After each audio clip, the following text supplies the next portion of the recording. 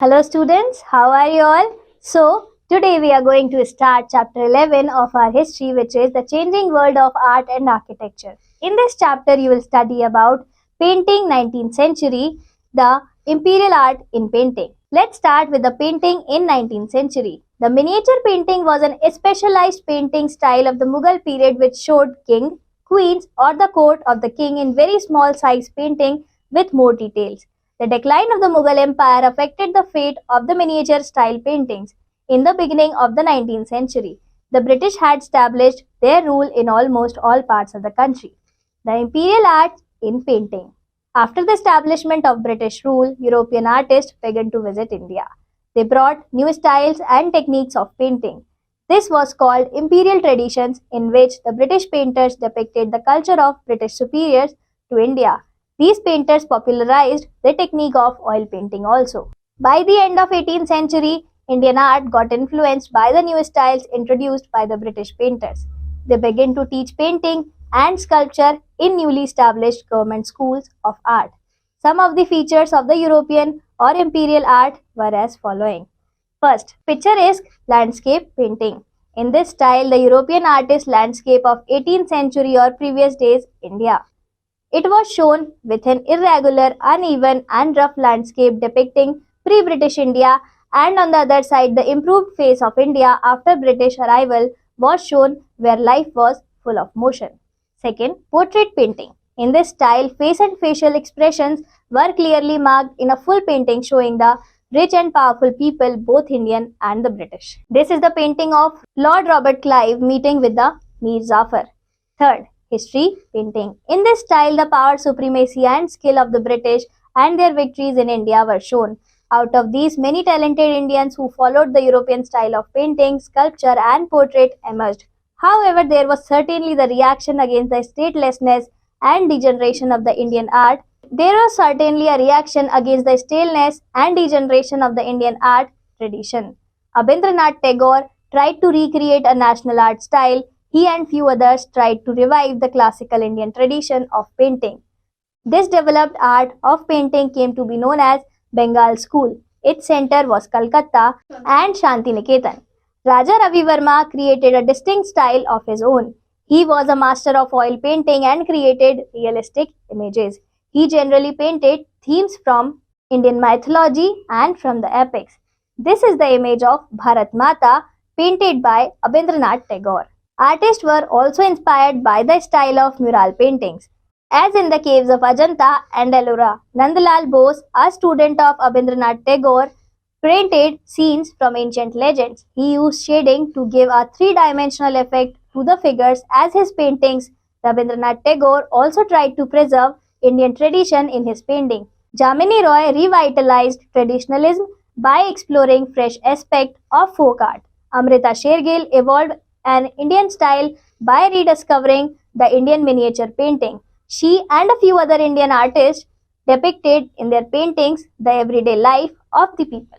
The Divine Incarnation of Brahma, Vishnu and Shiva, a painting by Raja Ravi Verma. Photography. Photographers from Europe traveled to India and began promoting and popularizing photography. Felice Beato photographed India during the revolt of 1857.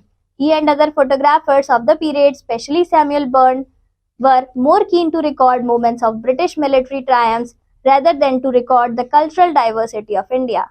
The British are glorified in a subtle manner and the Indians are shown as a backward a lot. The British and the European photographers continued to show a colonial mindset, but the Indian photographers began to record the rising tide of nationalism. Marches, movements and marches led by Gandhiji were launched. This is the image of the hanging of two rebels, Felice Beato, 1858. The hanging of two rebels, a photograph by Felice Beato, 1858. Music and dance. There was a change in the rich musical traditions of India, especially Hindustani music after the decline of the Mughals. The 19th century was the emergence of Carnatic music in the south, Madras, now Chennai. Hindustani music was also revived by famous musicians like Pandit Vishnu Digambar Paluskar and Chatur Pandit Vishnu Narayan Bhatkande. Rabindra Sangeet. Rabindranath Tagore evolved a new style of Bengali music which was called Rabindra Sangeet. It is an amalgamation of classical Hindustani music and folk music of Bengal. With the establishment of the British rule came Western music and instrument. The Indians, while maintaining their own traditions, adopted some instruments like violin and clarinet. Harmonium, which is based on the principles of the piano, is also an Indian adaptation of an essentially Western instrument. Dance was popularized by Rabindranath Tagore and Uday Shankar. The former studied different dance forms and evolved a new dance form called Rabindra Nritya. The tradition of classical dance was revived in South India. Architecture. Like other aspects, architecture of that period also dominated the colonial look. It exhibited itself through both institutional and utilitarian buildings. After 1858, the British took keen interest in Indian architecture as they tried to present themselves as the successors of the Mughals. The Victoria Memorial was to build to commemorate the zenith of the British Empire in India. You have already read about the construction in Delhi in the previous chapter. This is the image of Victoria Memorial. Impact of colonial architecture was also seen in Madras and Bombay. The University of Bombay was established in 1857. It was one of the first educational institutions to be established. The Gateway of India was completed in 1929. The British constructed monumental buildings primarily to reflect the glory of their empire. The majestic Chhatrapati Shivaji Terminus, formerly known as Victoria Terminus, is one such edifice. It was built in Gothic style. The construction of this railway station began in 1878 and it was opened to public in 1887. The architect was Frederick W. Stevens. UNESCO has declared it a World Heritage Site. More than 30 lakh people pass through the station every day. Literature. It was the period of maturity of Indian literature. Previously, literature was confined to religion and mythology, but now literature adopted secular and national themes. Individuals' day-to-day problems were the central theme of this period. New form of writing such as novels, short stories, dramas, and essays became popular.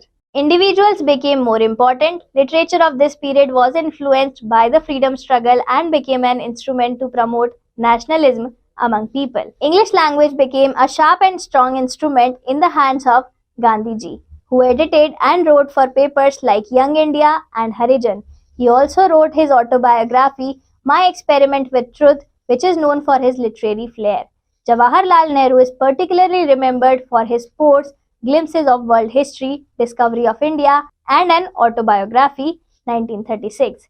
Some of the great writers in the regional languages of India were Munshi Premchandra and Bhartendu Harishchandra in Hindi, Allama Iqbal in Urdu, Rabindranath Tagore, Bankim Chandra Chatterjee, and Sarat Chandra Chatterjee in Bengal, Fakir Mohan Senapati in Odia, Hemchandra Barua in Assamese, Hari Narayan Apte in Marathi, Kumaran Asan and Valathol K. Narayan Menon in Malayalam, Guryada Appa Rao in Telugu, K. Venkatappa Godwa Puttappa in Kannada, and Subramanya Bharti in Tamil.